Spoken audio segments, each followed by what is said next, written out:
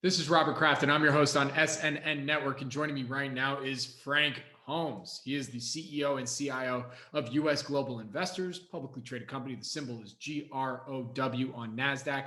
And he's chairman of the board for HIVE Blockchain Technologies, also publicly traded company. The symbols are HIVE on the TSX Venture and HVTBF on the OTCQX. And you can actually see Frank give a presentation on both companies at our upcoming Planet MicroCap Showcase virtual happening April 20 through 22nd, 2021. And he'll also be featured on a crypto panel that we'll be doing to really give an update as to what's happening.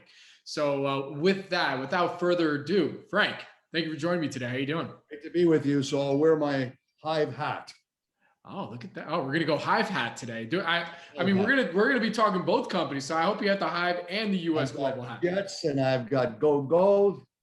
So as you know the story, and we talked about it before. I was trying to launch an ETF 4 years ago, and I realized quickly that the SEC wasn't going to let one go through because of their concerns on anti-money laundering laws, that a hacker got his coins and they put them into an ETF listed.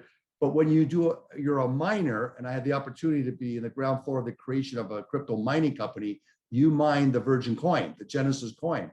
So you never have an AML concern. So that's what we started in September of 2017. HIVE was the first crypto mining company in the world.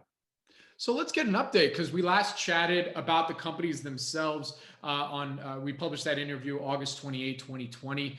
I know HIVE has come out with a bunch of news. I know the crypto markets have been, let's just say that you'll give the update on that in a second. So, love to hear more about what's been going on at HIVE since that last interview we did.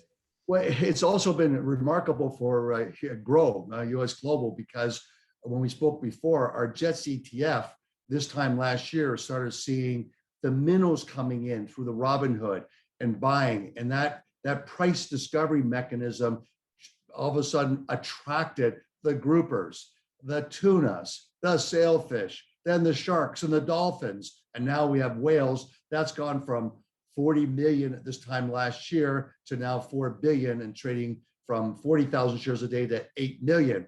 Well, we saw those minnows all of a sudden going very big into crypto stocks. And so we saw this big takeoff take place. Predominantly, it was in the fourth quarter of last year where we really saw Bitcoin start to take off, and Ethereum, which has surprised a lot of people, was a bigger performer last year. You look at gold was up only 25%, but that still outperformed the S&P 500. Along comes Bitcoin up about 300%, but when we look at Ethereum, it was up almost 500%, 475. That enabled HIVE, because it's the only crypto mining company mining both Bitcoin and Ethereum. And Ethereum is the smart contract, the second biggest, most liquid cryptocurrency. And it exploded our revenue and our earnings because of DeFi. And what happened is that this growth in decentralized financing and stable coins by the JP Morgan banks of the world creating their stable coins, they all use the algorithm of Ethereum. So there's a greater need for Ethereum. And that just drove our additional bonus fees up. So we recorded at the end of December, the largest of all the crypto mining companies that followed after we went public. We had the biggest earnings. And that made our stock the #1 performing crypto stock last year, and we were up over 2,000%. And I think what's interesting is that we traded $1.7 billion in Canada, but over the counter in the U.S., we traded 500 million shares. We were traded more than Grayscale's Bitcoin Trust. So what would you say is the #1 or maybe the top 2 questions that you get asked from investors on a daily basis when it comes to HIVE? Is there still an education gap that you have to do? What do you get on a daily basis? Well, the biggest question is, when are we going to get listed on NASDAQ? Because the valuations on NASDAQ are bigger than just being over the counter. And it's an upgrade. So we're going to go from back of the airplane to the front of the airplane. And you have to do, as you know, a process of a 20F filing with the SEC. And then you do a registration statement to apply for an exchange. So we're in that process now of completing our 20F to file. And we hope this quarter, next quarter, the latest, that will be listed on a major, either New York Stock Exchange or NASDAQ. I think preferably NASDAQ is where the psychology of technology and the greater followings are. So that's what we're looking at. Very good. And then on the JETS side, you mentioned it a little bit earlier. So tell me how we're doing there on the JETS ETF, as well as just grow in general. What's been going on there?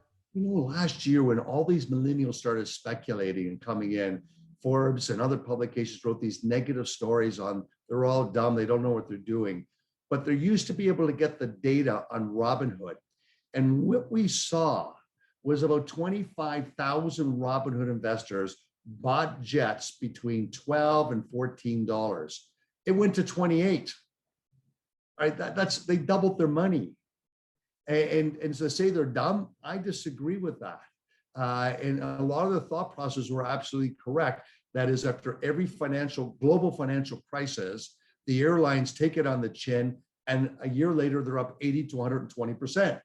So the first big leg is really taken place. And now, as more vaccines started to being implemented, and a higher percentage of people now, over 50% of the first vaccine, the next level will be when the second vaccine hits more than 50%. We will see JETS trade higher because people want to get out. They want to, in particular, go south. And the airlines know this. Business travel has not taken off yet. It's more cautious and waiting until more people are vaccinated.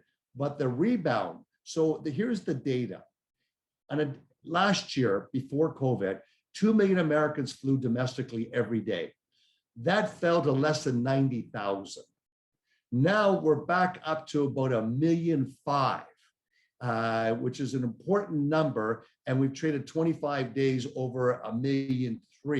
So there is a positive turn, and it's highly correlated with vaccines. So I think there's another 30 to 40% upside in JETS. And I think that's what the major banks also believe.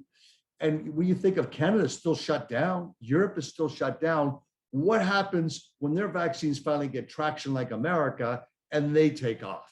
So I think there's lots more room in the airline industry globally. So I remain very bullish. And when you look at global PMIs, America's 63. I mean, that's unprecedented. We haven't been there for 20 years, a 63 rating. When you look at China, it's in the high 50s. So PMI is a great forward-looking curve. It anticipates growth for commodities and employment, and it's on a tear. So now economists are saying GDP in America is going to be 7%. So I think that JETS has lots of upside. Very good. So before I let you go, because, full disclosure, we're about to record our crypto panel, which I hope everybody comes and checks out at our upcoming virtual event. My final question, because you already spoke to some of the growth drivers on the growth side. That was not a pun, I promise. But let's also now speak to, from what you can tell us, some of the growth drivers then on the HIVE blockchain side. What can people look forward to moving forward here? Well, one of the things is that exahash, and it means you're producing a lot of Bitcoins. And that's the sort of magic number to get to. We've made announcements in the first quarter. Key was that we launched an ATM, which allowed us to raise additional capital in a rising market. And we were able to turn around and expand our footprint over the next 12 months by 300%.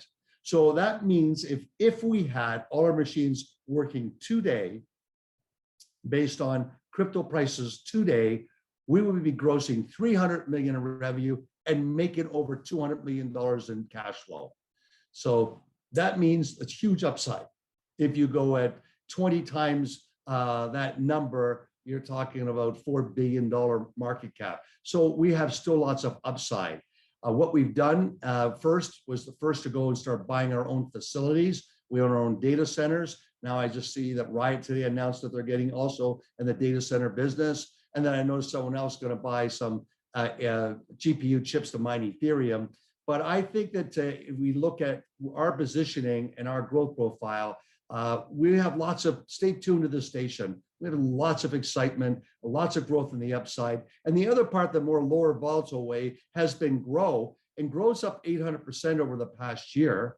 And the reason for that is the growth in revenue. We were doing $5 million in revenue. and now it's over 30 million in revenue, and our costs haven't changed. So we have this also throwing off about $200 million, about $20 million of EBITDA, free cash flow, which would give you at least a $200 million market cap. So I think that things are really starting to gel for as an investment advisor. But for HIVE is positioned because Grow owns a big slug of HIVE, and almost behind every share you get a share of Grow. So the less volatile way is to participate in Grow. The more exciting way is HIVE. And as DNA of volatility, I remind everybody, 1% is the daily DNA volatility for the S&P 500, meaning it's a non-event to go up or down 1% a day. But when it comes to Ethereum, it's 6%. And the only thing that has more volatility than HIVE and Ethereum is Tesla. And it's a 7% daily volatility. So if you look to participate in a Tesla stock or the story of HIVE, then you have to be able to stomach the volatility. With that, Frank, where can our audience go and find more information about HIVE Blockchain and U.S. global investors? Well, HIVE Blockchain Technology.com. And if you go to usfunds.com, US Global Investors, you will see. And if you go to YouTube and you just type in HIVE Blockchain, you will see our website. We have lots of great educational videos, like 1-minute videos on what's the difference between Bitcoin and Ethereum. A minute and a half on the 5 compelling reasons of driving Ethereum price. That did you know that Bitcoin may be up 700% over the past year, but Ethereum is up almost 1,400%. So what's driving that? So we try to make these things concise and comprehensive for investors. Very good. Frank, thank you so much for joining me today. I really do appreciate it. Good luck, stay safe, and I look forward to our next update. Wheels up. Wheels up.